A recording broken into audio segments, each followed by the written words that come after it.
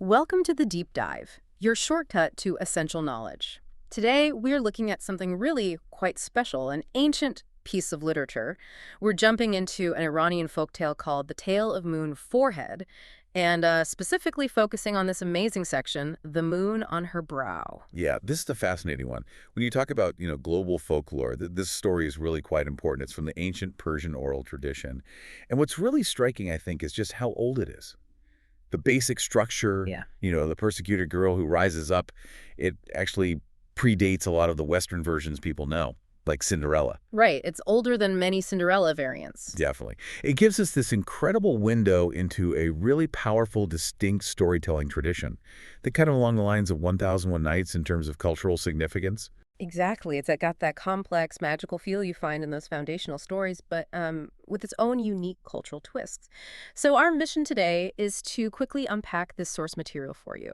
We want to show you Shabanu's journey, the hardship, surprising magic, and the ending, which is quite different, maybe even a bit brutal compared to what you might expect. It should give you a really solid handle on this key piece of global storytelling. Okay, let's unpack this. Let's start right at the beginning. Setting the scene, the story kicks off with this very simple, almost, mythical feel. A remote town in ancient Persia. The sources describe a humble life, simple house, a courtyard with wildflowers, and this really old, deep well. That well is almost a character itself, isn't it? Oh, absolutely. It's central. And the opening line just sets the tone perfectly. Once upon a time, in a land where only God existed. And that specific phrasing, where only God existed, Yeah. it tells you right away, okay, we're dealing with fundamental ideas here, morality, fate, that kind of thing. And into this world comes our protagonist, Shabanu.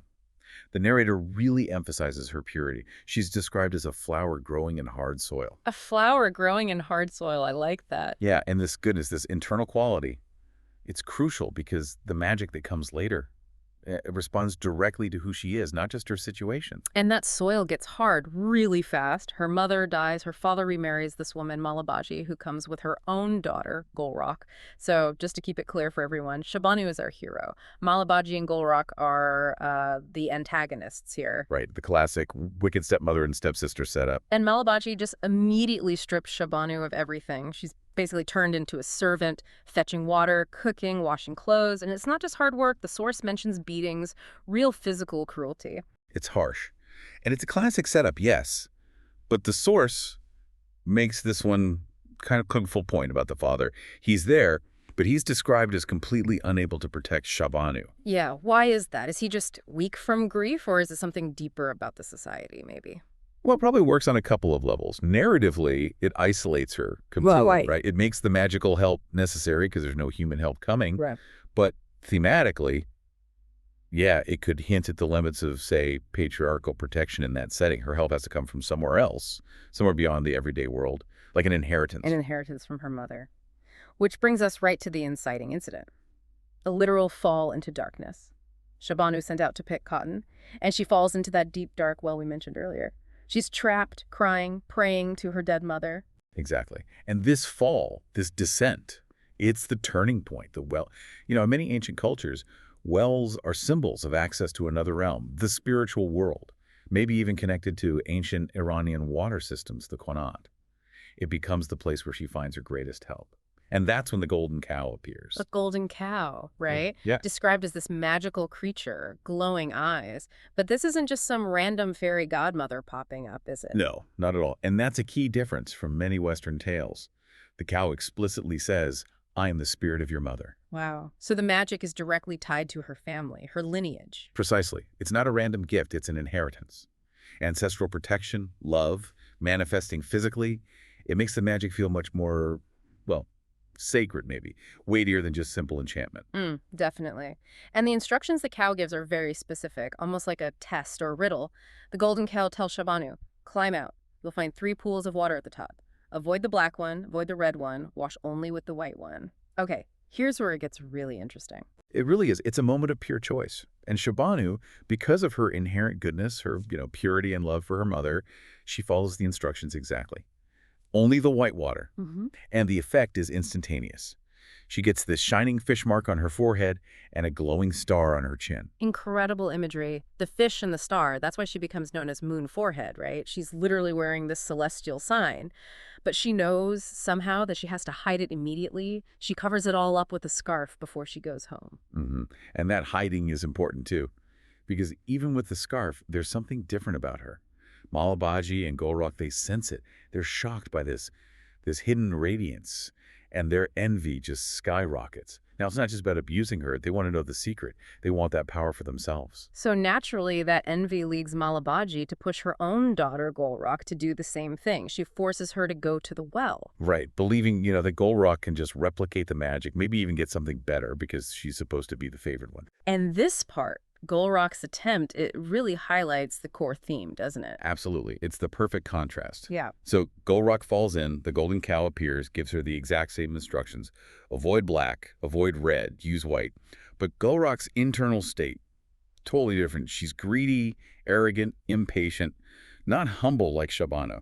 And she just ignores the warning completely, uses all three waters. So what happens then? This is the crucial bit.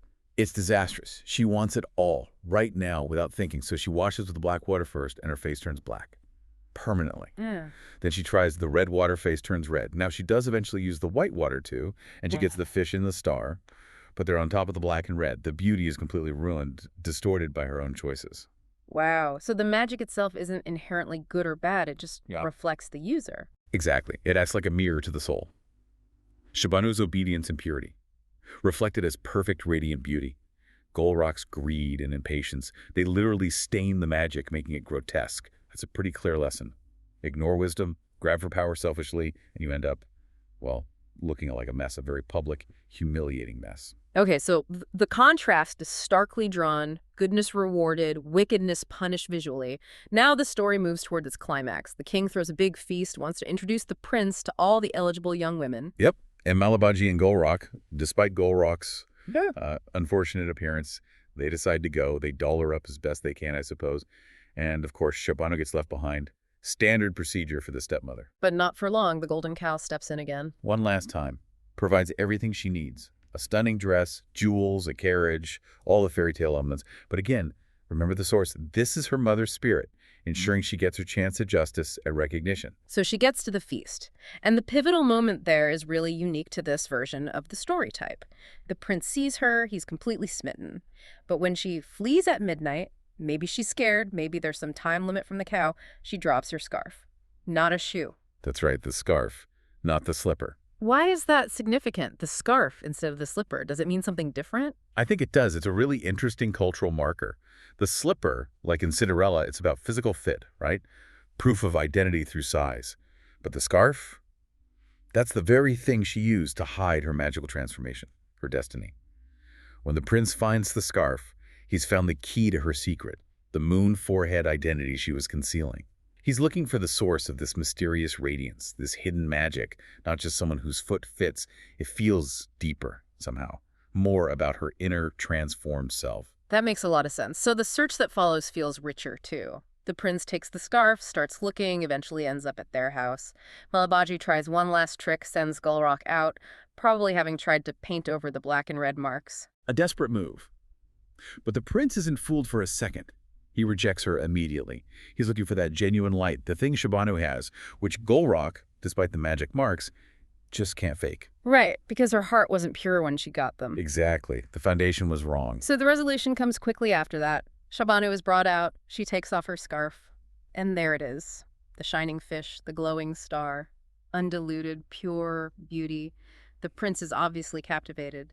Destiny fulfilled. They marry, naturally. And then we get to that final piece of the story, which can be a bit jarring for modern sensibilities. The justice part. Yeah, what happens to Malabaji and Golrokh? They're thrown into a ditch. Just cast aside. No redemption arc here. Okay. And the golden cow makes one final appearance, transforms back into the mother spirit, blesses the marriage, and then the story kind of concludes. And the narrator ends with that powerful line, Shabanu, moon forehead, rose from darkness to light. It's the complete journey. So what does this all mean? We've traced this path from terrible hardship to becoming royalty. And it all seems tied to this idea of inner goodness being rewarded externally, right? Her transformation wasn't random. It was earned through suffering and obedience. Absolutely. It tells us a lot about how ancient folklore might view justice and fate. It's very clear-cut. Follow guidance, be pure of heart, you get rewarded. Be greedy, ignore wisdom, you face severe consequences. There's not much gray area. It seems to reflect a worldview where cosmic balance needs to be restored, sometimes quite harshly. Which brings us right back to that question the source material itself poses to the listener, which I find fascinating. The narrator actually asks, should Shabanu have forgiven her stepmother, or was justice served? What would you do if a fish appeared on your forehead? It directly challenges you. It's a brilliant question to leave us with. And thinking about that justice, throwing them in a ditch, it's pretty uncompromising, isn't it? So what does that tell us? How does that concept of justice, that need for almost brutal balance in this ancient Persian tale, compare to, say, the kind of forgiveness or redemption themes we often expect in more modern Western fairy tales? Yeah, it forces you to think about what a satisfying ending really means across different cultures and times. Does justice always mean punishment, or is there room for something else? A great point to ponder. Does the severity serve the story's moral purpose more effectively in that cultural context? Lots to think about there.